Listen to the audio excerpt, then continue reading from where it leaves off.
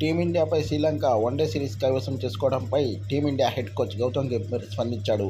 అసలు టీమిండియా ఇంత ఘోరంగా ఆడుతుందని తను ఎక్స్పెక్ట్ చేయలేదని, యాజ్ ఎ కెప్టెన్గా రోహిత్ శర్మకి తను ఫ్రీ హ్యాండ్ ఇచ్చానని, తను ఇష్టం, తను ఏ ప్లేయర్ కావాలో తను పెట్టుకునే స్వేచ్ఛ నేను ఇచ్చానని, కానీ అది సద్వినియోగం చేసుకోవడంలో రోహిత్ అండ్ టీం విఫలమయ్యారని, ఇప్పటి నుంచి ఎట్టి పరిస్థితుల్లో నేను చెప్పిన ప్లేయరే బరిలో ఉంటారని, ఇప్పటి నుంచి ప్లేయర్స్ ఎంపిక విషయంలో చాలా స్ట్రిక్ట్గా ఉంటానని, గతంలోలా ఉండబోనని వ్యక్తం చేశాడు. తను ఇంకా మాట్లాడుతూ, సరిగ్గా టీమిండియా టీ20 వరల్డ్ కప్ గెలిచి 30 రోజులు కూడా అవ్వట్లేదు.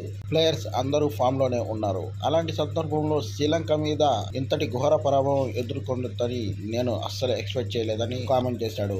అదేవిధంగా ప్లేయర్స్ అందరిలో పెద్దగా సీరియస్నెస్ అనేది కనపడలేదని, వాళ్ళందరూ ఒక దేశానికి ప్రాతినిధ్యం వహిస్తున్నాము అన్న ఫీలింగ్ అయితే ఎవరిలో చూడలేదని తను వ్యక్తం చేశాడు. అంతేకాకుండా ఇప్పుడు ఆడుతున్న యంగ్స్టర్స్ అభిషేక్ శర్మ, యశస్వి జైస్వాల్, రింకు సింగ్ వంటి ప్లేయర్స్ని వన్డే మ్యాచెస్లో కూడా ఇంట్రడ్యూస్ చేపిస్తానని వ్యాఖ్యానించాడు. తను మాట్లాడుతూ, ఒక్క టీ20 వరల్డ్ కప్ గెలిస్తే అంతా గెలిచినట్టు కాదని, రాబోయే రోజుల్లో ఓడిఐ, WTC ఫైనల్ మ్యాచ్లు కూడా గెలిచి సత్తా చాటాలని వ్యాఖ్యానించాడు.